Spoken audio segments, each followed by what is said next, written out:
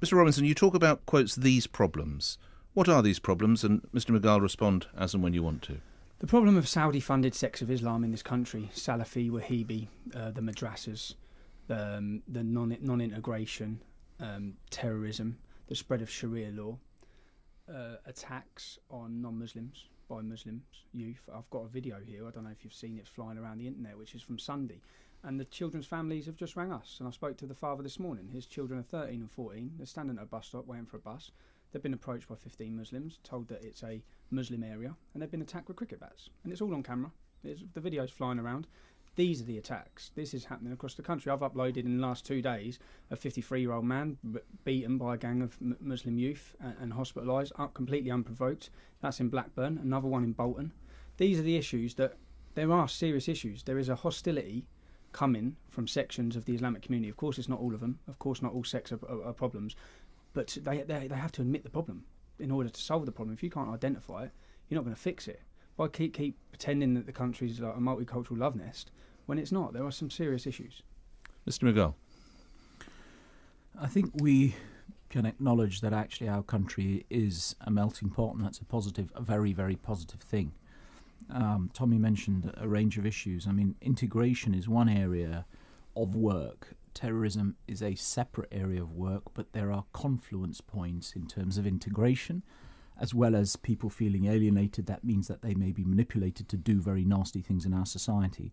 So integration work is one element of a lot of support, investment, a lot of work in communities. But the terrorism angle is where I think the focus should be. If we're talking about violence, if we're talking about people who are manipulated to do violent things in our communities, that needs to include the Islamist side, those who will support the Al-Muhajirun, as well as those on the far right, as well as those who may be on the far left, those animal rights activists who try to foment hate in our community. If we're going to look at this issue, let's look at it in that manner. But I also say this, that actually Tommy talked about Saudi-funded. The majority of the funding now is developing within this country, and I think it's only right and fair that Muslim communities develop their own identity, a British Muslim identity which is unique, which feels proud of its diversity, which feels proud of the freedom of right to speak, which feels proud of trying to alienate and isolate those who think that their vision, their homeland is in another country. It's not. It's here in Britain, and in a very diverse and tolerant Britain. You talk about tolerance. If the video that Tommy Robinson has mentioned, if it is true, and I'm not suggesting it is, we'll take it. How do you respond to that? Well, you know, the fact is that anyone who conducts criminality in issues like this needs to feel the full force of the law. The fact is nobody can go around and call somebody racist words against them because they are white, black, brown, etc. It's not acceptable in our society. Conversely, with our work and in our group, there are Muslim women and other individuals who suffer attacks because of Islamophobia. All of them are unacceptable. What we need to say, if there are people conducting violence, or if there are people going around areas and telling women you can't wear a short skirt because this is a Muslim area, this is unacceptable. This is a country where people should feel free from fear. And I would say, wherever we find those individuals, it's time to work with the police and work with the intelligence agencies to try to oust some of these characters. Tommy Robinson, you can't wish to hear more than that, can you? When you say Islamophobia, I believe there is Islamophobia in this country. I believe it's a phobia by the police force and the government to tackle extremist Islam and Islamic issues. You say that the police come down and they tackle these issues. Anyone who follows me on Twitter, if I just read out a few here, faggot, I'll stab your mum. Tommy, I'm going to get your family, I'm going to burn their faces, cut their heads off. Watch your time's coming, you white honky. I'm going to get your wife and your daughter. I'm going to kill your mum and light your house on fire. You see this knife? Have a good look. It's what's going through your throat. I have got hundreds upon hundreds of these. I mean, I should just, for a degree of balance, Mr. Robbins, some of the recent EDL chants outside Downing Street last month. Yep. Muslim killers off our streets. Yep. There's only one Lee Rigby, of course, the sad case of the murdered drummer. And who the F is Allah. Yeah, well, so your members can also... Yeah, no, what I'm making my point is that no one's been arrested for this. The police refused to do anything about this. I went into Bedfordshire Police Station and said, here's a threat to chop up my children. What are you going to do about it? They're not going to do anything. Whereas someone says a word against Islam online, and it's Tell Mama organisation, get solicitors and lawyers. I had Bedfordshire Police come and interview me about tweets that I'd made that are not racial or religious. They're just facts about Islam, and I'm getting investigated by the police when none of these are. There's a two-tier system. The rule of law has got to be implemented equally across all communities.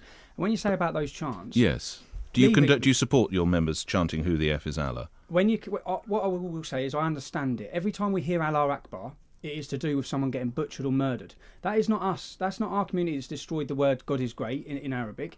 It's the Islamic community and members of their community that every time they plant a bomb or massacre or murder or rape, they scream Allah Akbar. People are angry at that phrase, so that's why people are coming out with that. So whilst we try and refrain people, because we do say, what you will do with saying that is you'll unite moderates behind the extremists because you're offending them as well. But I do completely understand why people are shouting that. If the worst songs people are singing at our demonstrations is "Get Muslim killers off our streets" and "Allah Allah," it's not really religious or racial to me. It's anger and frustration. Mr. McGill. It is religious and it is racial prejudice when people go down and abuse people because of their faith or race. It is, and there are specific laws of this country, within this country, that don't allow that to happen. Mr.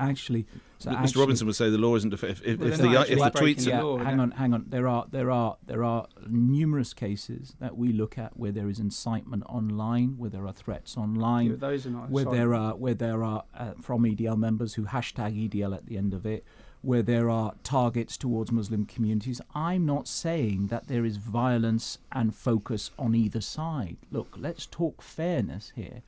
The fact is, Tommy receives, he says, these threats. They are unacceptable against his family and his children. They're all against my wife and kids. They're never against me. They're unacceptable. We have to say that they are totally unacceptable. And if there was attacks against Tommy physically, they're unacceptable. But the police don't do anything. I've been on CCTV. Okay, I've been attacked on national TV. Let me answer that. I've had physical threats made against me, and I've had tweets. But I've also found the same thing, Tommy. I've turned around to the Met and said, "Have you acted on my case?" And it's very slow, and I never hear back. So it's not a case of if Muslims jump, they get the responses. The fact of the matter is this. You have a right to speak. I have a right to speak. What we need to be doing right now is not fueling the rhetoric. The key thing here is not to fuel the rhetoric, is not to misuse and inflame the tensions. After Lee Rigby's murder, the best thing we can do is to say, okay, how can we come round the table together? As individuals, we're going to have to share the same spaces to live in. We're in the small island.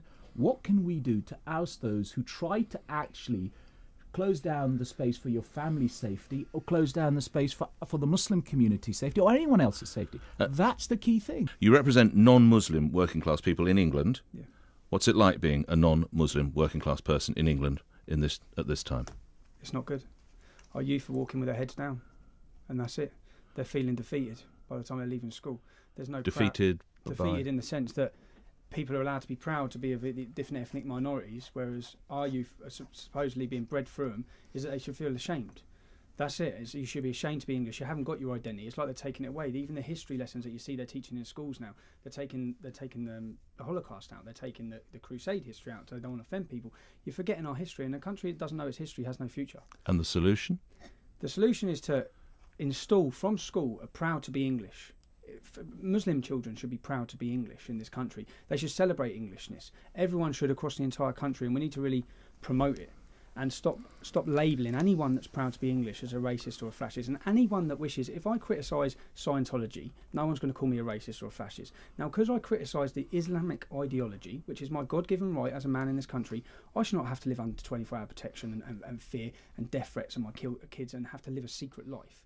That's fundamentally wrong in this country. Same question, Fiaz Mughal, and I appreciate it's an extraordinarily broad set of people that you have to embrace, but life as a Muslim, and I appreciate there are many, many facets to Muslims, but in Britain today. Life as a Muslim in Britain today is good. Life in Britain as a Muslim is good, and I'll explain why. And actually, I don't think many people actually feel the same way as Tommy Robinson here, whether they're Muslim or non-Muslim. The fact is we have a free society. The fact is we have a proud country. The fact is I spent last night enjoying the Tudors, and actually getting into it means that lots and lots of Muslims here are proud to be English, proud to be Muslim, and proud to have a heritage of that.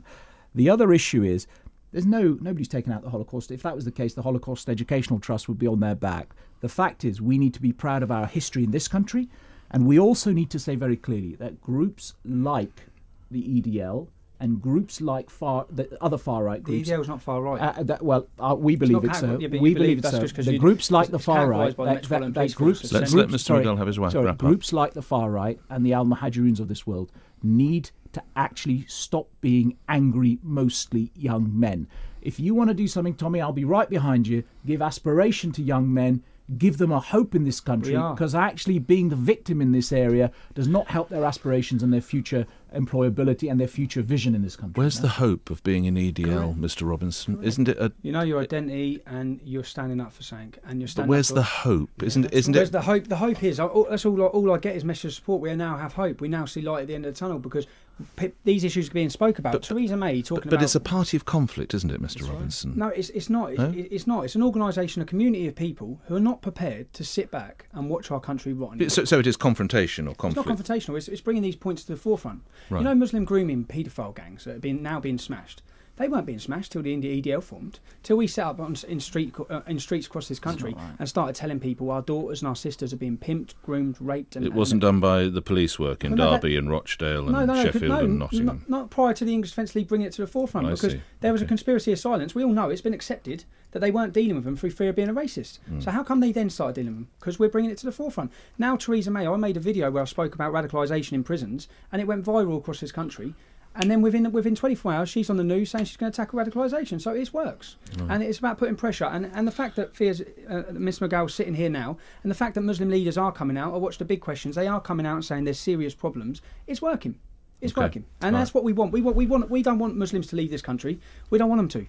But we do want them to understand how terrified we are of certain aspects of their ideology that needs to reform. Do you support freedom of religion, Mr. McGill? Absolutely. So you support the opportunity for Muslims in this country to leave Islam and join Christianity? Absolutely. You do, yeah. See, your view is an extreme minority from the mosques and madrasas in this country. Tommy, it's not. Yes, it is, because that's why I went and had a meeting this week with a fellow Mohammed. His name was Mohammed, who's now in fear. He's one of 4,000 apostates in this country who have no help. They're isolated from their community. They're violent from their community. I tell you what. A wrap-up point because of time reasons. I tell you what. This country we're proud of because it's the opportunity that people have and the chance to change if they want to. The fact is, Tommy, listen, you seem a decent guy. You seem to be reflective. The fact of the matter is, some in your group are extremely violent and some in your group foment this violence. We need to admit it. The fact I admit there's racists in EDL. We need to admit it. Of course, I'm not being naive. And how do you feel about that? I don't feel good about it. Yeah. And there's racists we've got golfers in EDL. It's not a golf society. You know what I mean? We're not a racist organisation. There's racists in the Metropolitan Police Force. We want to move forward. The key thing is to move forward here. You say you want to create change. Great. Other people want to create change. But Tommy, let's stop being an angry young man. Let's work with the people who can actually try to make a difference. Who's going to work with the English Defence League? Who's going to work with working class representatives? Listen, I tell you what, would you two meet or speak regularly? I meet with imams. I meet with Interfaith from Dewsbury. Fella comes down. I meet with quite a lot regularly. Mr. McGill? As Tommy said, I'm happy to meet with anyone for the sake of this country and peace and stability. I will meet with anyone, but I will not meet with those people who attempt to create tensions for Tommy or myself or our families or other people. And what have you learned about the EDL this morning? Well, what I've learnt about the EDL is actually, I've always thought this before, Tommy seems to be a man at least, I mean, I don't agree with a lot of his views, but the fact is he's receptive.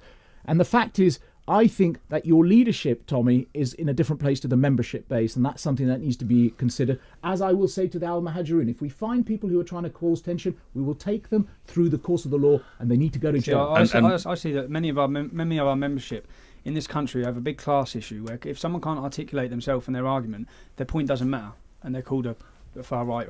And the fact that we want to put everything in brackets to help people understand these organisations, it's like we're put in a bracket as far right. We're not far right. And Mr. Robinson, what, if anything, have you learnt about Islam or about Muslim representatives? Mr. McGill seems like an extremely nice fella, but I don't see his views of freedom of religion, of blasphemy laws, as equal to the majority of Islamic organisations across this country.